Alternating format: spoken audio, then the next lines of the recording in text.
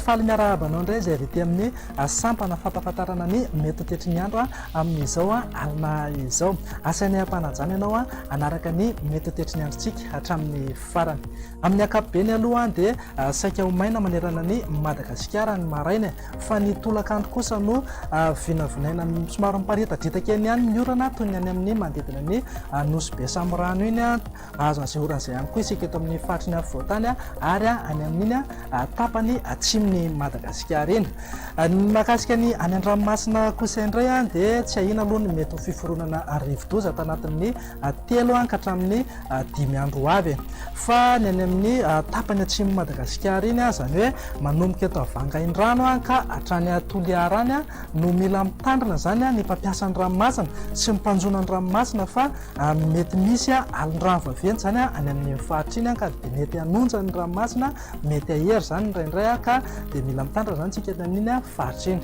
Andao jerentsika amin'ny antsipiriany ny mety tetry ny andro ho amin'ny rahampitso maraina. Amin'ny ankapobeny ho teo dia saika ho maina tanteraka mihitsy manerana ny Madagasikara raha ibalika tanteraka raha masoandro any amin'ny ilany andrefan'ny Madagasikara iny.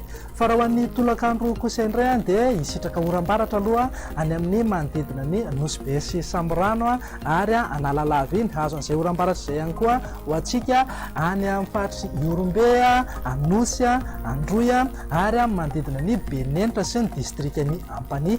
Eto amin'ny faritry ny afovoantany ihany koa dia azo orana tandrifin-drano toy ny any amin'iny faritra Itasy, Vakinakaratra, Moromania ary hatrany Hotomatsiatra any. Ny eto Analamanga dia ny takariva zany na ny alina no vinavinaina hisitraka izay orana izay. Ny faritra sisa rehetra moa dia saika ho maina amin'ny ankapobeny.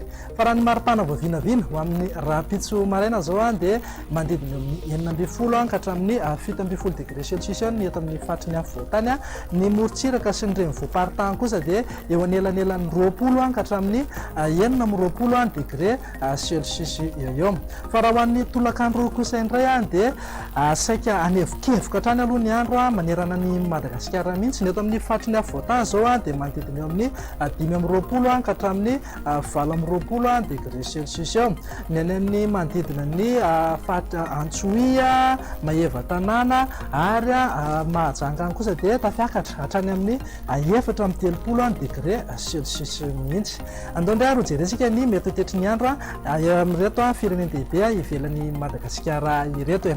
Azo oram-baratra ny any Johannesburg raha somary maka endrika tandrifin-drahona kosa zany ho an'ny Nairobi. Ny fandimy kosa andrahona sy masoandro any Bangkok sy any Paris any. Ibalika kosa ingaby masoandro any Milan any. Raha ho an'ireo nosikely ivelan'ny Madagasikara kosa indray dia anoram-baratra ny any Comore raha anorana tandrifin-drahona kosa zany ho an'ny Maurice sy La Réunion. Ny any Seychelles moa dia saika ho maina amin'ny ankapobeny. Dia izay indray raha tompoko lahy sy tompoko vavy no afaka natolotra aloha tamin'ity androany ity. Manasanao izahay raha toa ianao tsy naharaka hatramin'ny voalohany hitsidika ny page Facebook Météo Madagasikara. Mametraka ny veloma mandrapitafy ho manaraka indray ary veloma tompoko.